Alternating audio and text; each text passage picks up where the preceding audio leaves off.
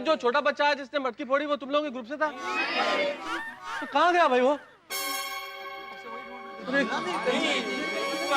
देखो देखो भाई, कहीं दिखता है क्या? देखो।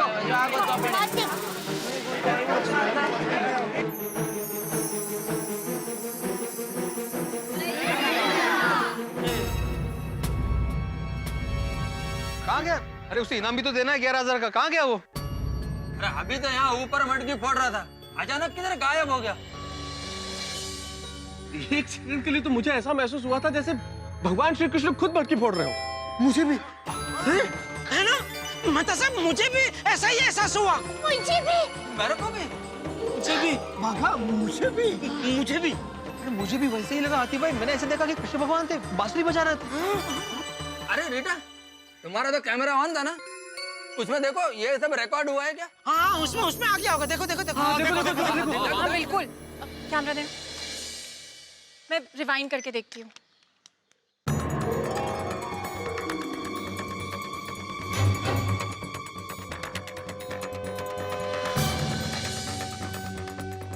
क्या है क्या है? दिखाओ दिखाओ।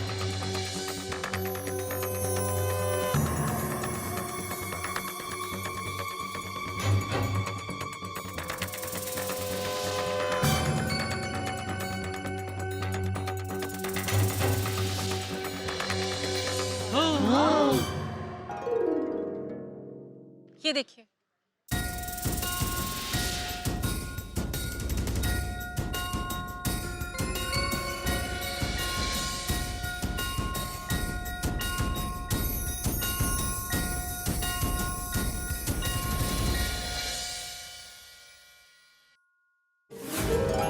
मैं ऊपर जाके ऐसे मटकी फोड़ूंगा किसी को पता भी नहीं चलेगा कि मैं कब आया और कब गया।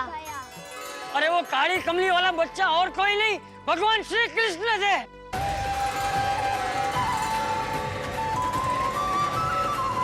भगवान श्री कृष्ण बाहर स्वरूप में आए और स्वयं मटकी फोड़ कर गए।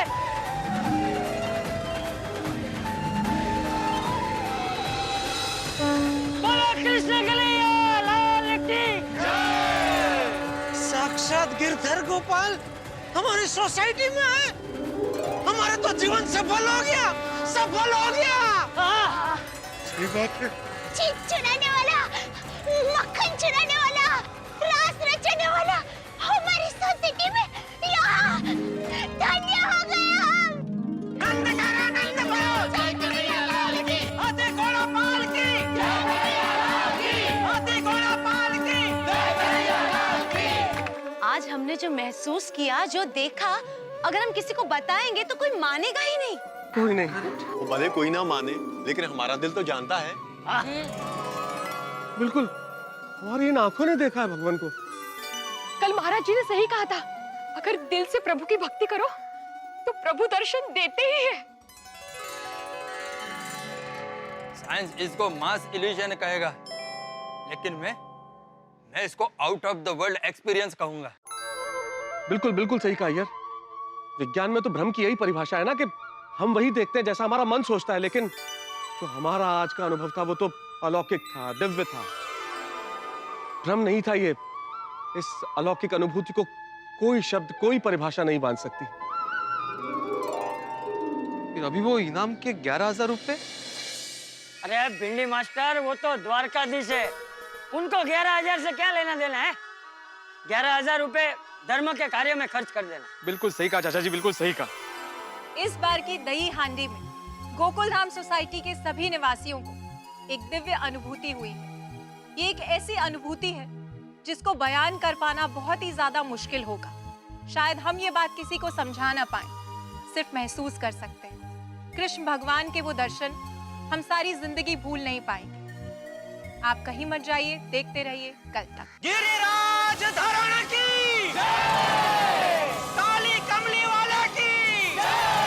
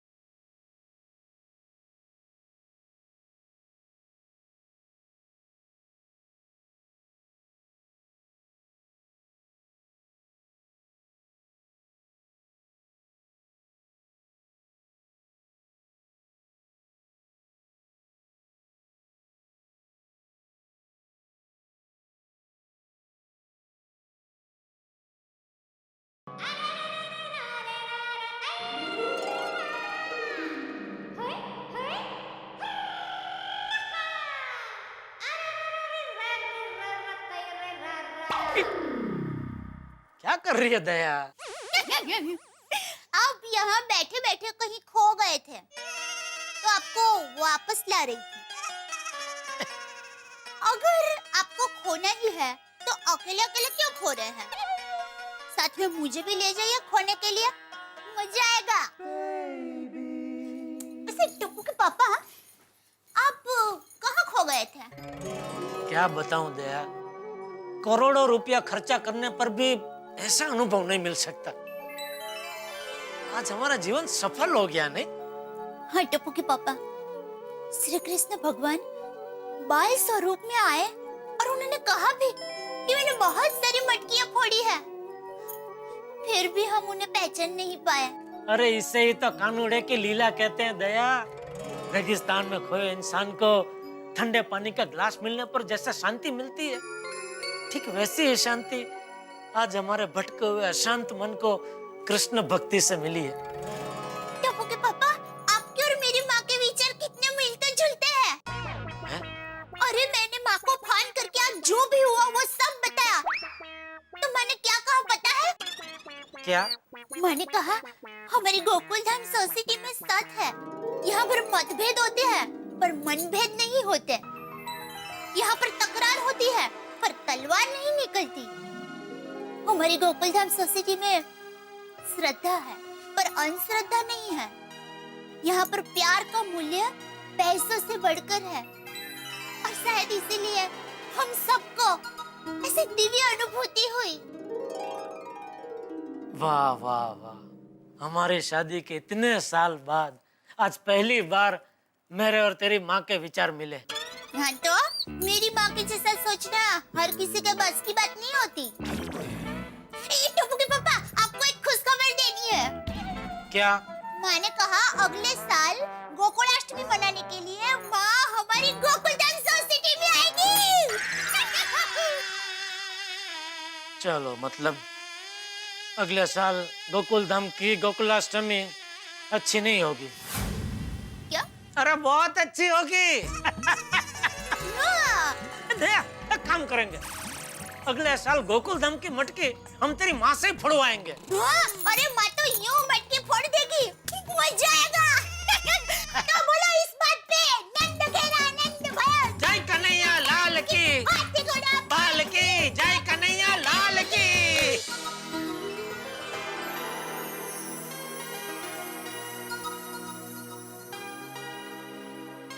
तारक, क्या हुआ? आपको नींद नहीं आ रही?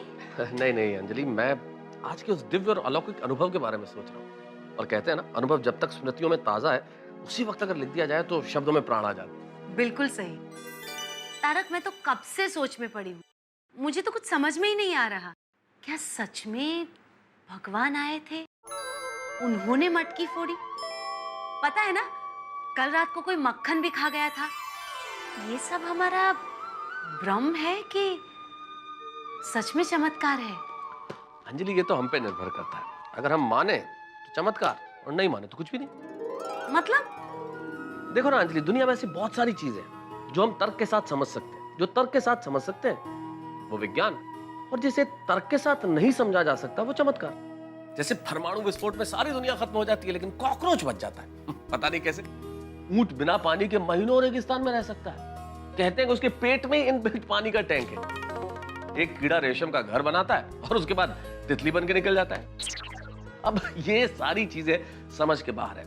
विज्ञान भी इनका उत्तर देने की कोशिश तो जरूर करता है लेकिन नहीं दे पाता। अब देखो ना, बहुत सारे मंदिरों में मैंने ऐसे पानी के कुंड देखे हैं जो कितना भी भयानक अकाल या सूखा क्यों ना हो जाए, वो पानी के कुंड सूखते नहीं। पता नहीं वो जलधारा कहां से आती है। अब ऐसे बहुत सारे सवाल हैं जिनका उत्तर विज्ञान नहीं दे पाता अंजलि। जिनका उत्तर विज्ञान नहीं दे पाता हम शायद उसे ही चमत्कार कहते हैं। यही श्रद्धा है। बिल्कुल सही कहा तारक। अगर श्रद्धा है तो ईश्वर दिल में ही है, और श्रद्धा नहीं है तो ईश्वर कहीं नहीं है। और अंजलि, मैं तो कुल मिला के एक ही बात कहूंगा कि प्रभु की लीला अपरंपार है। हाथी घोड़ा पाल की, जय कन्हैया लाल की।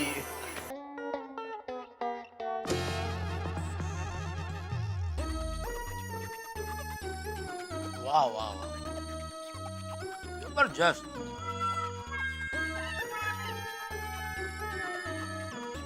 अरे दया,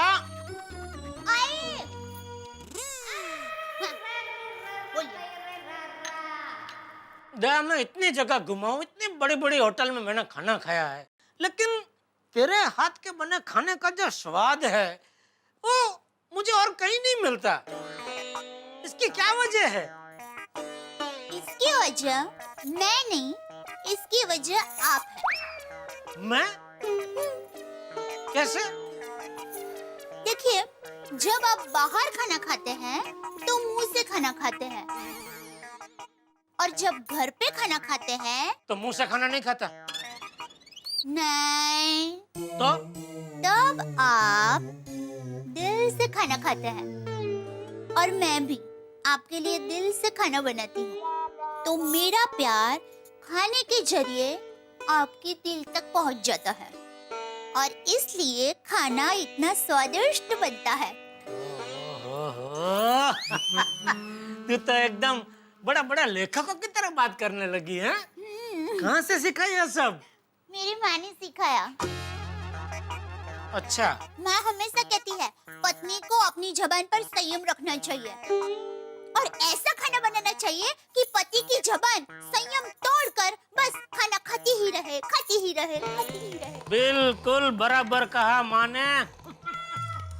चलो, नाश्ता भी हो गया, चाय भी पी ली, अभी मैं दुकान जाऊं? हाँ। चलो, जय जिनेंद्र। जय जिनेंद्र। पापा, आपने मुझे कहा था कि जाते वक्त मुझे याद दिलवाना। क्या? 1 लाख रुपए ले जाने हैं। अरे हाँ हाँ, लेके लेके लेके। तेरा स्वादिष्ट खाने के चक्कर में भूल गया मैं। मेरे हाथों का बना खाना है ही ऐसा। अच्छे अच्छे अपना होश खो देते हैं। ये लीजिए आपके 1 लाख रुपए। अरे भाई धीरे बोल, कोई सुन लेगा। दीवारों के भी कान होते हैं। हाँ, तो सिर्फ कान ही होते हैं ना, हाथ पैर थोड़ी होते हैं कि आपको लूट कर भाग जाएंगे। तू भी। चलो चलो। एक मिनट टपुके पापा। ओह, चलो। एक मिनट रुकिए। अरे, हाँ, चलो। एक मिनट।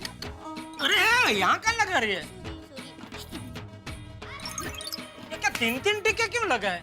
ये पहला टीका आपको किसी की नजर न लगे उसके लिए, और ये दूसरा टीका हमारे पैसों पर किसी की नजर ना बिगड़े उसके लिए, और ये तीसरा टीका आपको मेरी नजर ना लगे उसके लिए। मेरी नजर थोड़ी मुझे लगेगी दया। हाँ हाँ, अरे कभी कभी ज्यादा प्यार से भी नजर लग जाती है। तेरी इस बात पे मुझे गाना याद आ रहा है। अरे तो गाइए, किसने रोका है?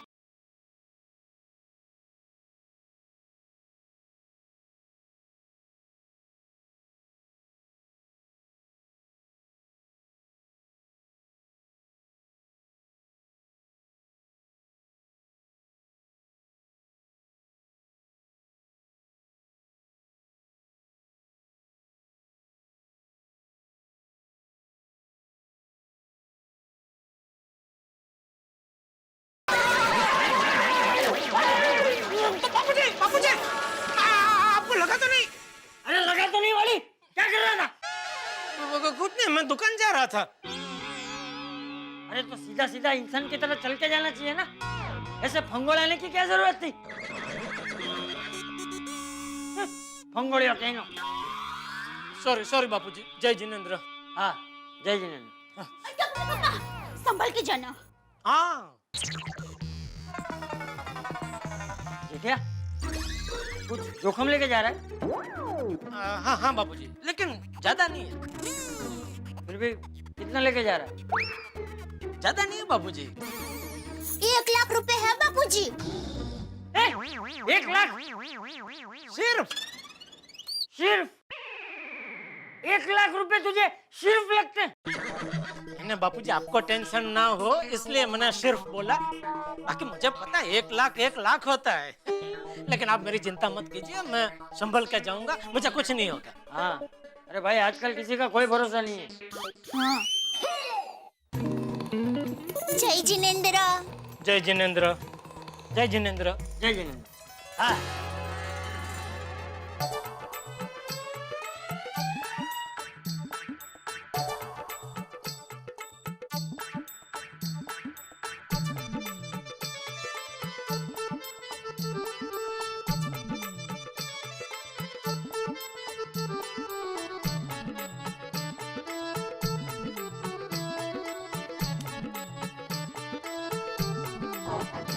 सुखमय जीवन जीने के लिए दो चीजें अत्यंत आवश्यक होती है।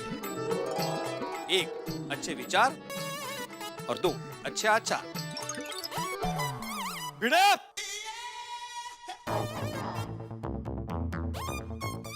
कोई फायदा नहीं भिड़े, ये सब लिखने का कोई फायदा नहीं। कैंसिल करो अभी के अभी, मिटा दो सब। अरे क्या कैंसिल करो पोपटलाल, और मिटा के क्या लिखूं? तुम्हारे शादी का इश्तिहार? एक 40 किलो के पत्रकार जो अपने 4 किलो का छाता लेकर घूमते रहते हैं, उसे अपनी लड़की दे दो। भिड़े, मैं इस वक्त बिल्कुल मजाक के मूड में नहीं हूँ। तुम्हें कुछ मालूम है हमारे समाज में क्या चल रहा है? विदेशी डॉलर के सामने हमारा रुपया गिरता जा रहा है। दिन ब दिन महंगाई बढ़ती जा रही है। हमारी माँ बहनों का दिन दहाड़े अपमान होता है, लूटपाट मच रही है। अगर लिखना ही है तो उन सब के बारे में लिखो। अरे भाई पोपटलाल, ये सब तुम अपने न्यूज़पेपर में लिखते ही हो ना। वही से मैं अगर मैं नोटिस बोर्ड पे लिखूंगा तो नोटिस बोर्ड को कोई नोटिस ही नहीं करेगा। और मैंने क्या लिखा है पढ़ो पोपटलाल। सुखमय जीवन जीने के लिए दो चीजें अत्यंत आवश्यक होती है। एक अच्छे विचार और दो अच्छे आचार। इंसान जब ये अपनाएगा तो ऑटोमेटिक समाज में पाप कम हो जाएंगे, समाज शुद्ध हो जाएगा। हो सुबह सुबह क्या ज्ञान की गोली बांट रहे हो आत्माराम बापू? अरे नहीं भाई, कोई गोली नहीं बांट रहा हूँ जेठालाल। पत्रकार जी का कहना है कि नोटिस बोर्ड पे सुविचार नहीं लिखना चाहिए, बल्कि समाज में आजकल जो क्राइम बढ़ गया ना, उसके बारे में लिखना चाहिए। तुम ये सुविचार पढ़ो और बताओ क्या लगता है तुम्हें, ऐसा लिखना चाहिए कि नहीं लिखना चाहिए? सुखमय जीवन जीने के लिए दो चीजें अत्यंत आवश्यक होती है। एक अच्छे विचार, दो अच्छे आचार। वाह वाह, इसके नीचे एक और लाइन लिख दो। यदि जीवन को और सुखी बनाना हो तो गड़ा इलेक्ट्रॉनिक्स से खरीदिए LCD TV, fridge, washing machine और मोबाइल। क्या बोल क्या रहे हो जेठालाल? ये नोटिस बोर्ड है, तुम्हारे बिजनेस की जाहिरात करने का होर्डिंग नहीं है। अच्छा, और तुम इस नोटिस बोर्ड पे अपने बिजनेस के जाहिरात कर रहे हो, उसका कुछ नहीं? मैंने कौन सी जाहिरात की? 2 नंबर पे देखो क्या लिखा है, अच्छे आचार। तो मतलब साफ है, अगर आपको अपना जीवन सुखमय बनाना हो तो खाइए अच्छे आचार। और पूरी सोसाइटी में अच्छे आचार कौन बेचता है? भिड़े, अरे काय भिड़े जेठालाल, तुम क्या बोल रहे हो भाई? ये आचार है और तुम जो बोल रहे हो वो खाने वाला अचार है। ये आचरण वाला अचार और खाने वाला अचार, दोनों में बहुत फर्क होता है भाई। किसने बोला? किसने बोला म्हणजे? अरे ये कोई बोलता नहीं है, ऐसा है। वाह भले हो भिड़े, लेकिन मैं अभी भी बोलता हूँ कि नोटिस बोर्ड पे कुछ लिखना है तो समाज में जो क्राइम बढ़ रहा है उसके बारे में लिखो।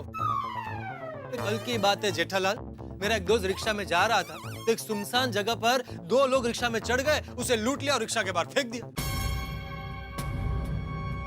इसीलिए आजकल घर के बाहर ना ज्यादा पैसे लेके निकलना ही नहीं चाहिए। अरे क्या ज्यादा पैसे, सिर्फ 5,000 रुपए थे उसके पास। 5,000 रुपयों के लिए बेचारे की जान जाते जाते बची है। सिर्फ 5,000 के लिए? अरे बाप रे, मेरे पास तो लाख रुपया है। क्या हुआ जेठालाल, किस सोच में पड़ गए? नहीं कुछ नहीं, वो मुझे दुकान जाने में लेट हो रहा है। चलो मैं निकलता हूँ। शक्कर के दानों को आप जमीन पे बिखेरिए, तुरंत चींटियां चली आएंगी। और मेरे परम मित्र जेठालाल का भी हाल बिल्कुल शक्कर के दानों की तरह ही है। टेंशन नाम की चींटियां उन्हें जकड़ ही लेती है, पकड़ ही लेती है। और आज तो जेब में 1 लाख रुपए और है, यानी कि शक्कर के दानों के साथ साथ गुड़ की भेली भी है। अब तो आफत का आना तय है, पक्का है। भाई पोपटलाल सही कहते हैं, देश और दुनिया के हालात खराब से खराब होते चले जा रहे हैं। महंगाई बढ़ती जा रही है, इंसानियत कम होती चली जा रही है। जरूरत है आपको और हमें चौकन्ना रहने की। वैसे जरूरत तो आपको और हमें हंसने की भी है, लेकिन उसकी आप चिंता छोड़ दीजिए, क्योंकि हंसाने के लिए हम है ना। देखते रहिए मेरे साथ तारक मेहता का उल्टा चश्मा।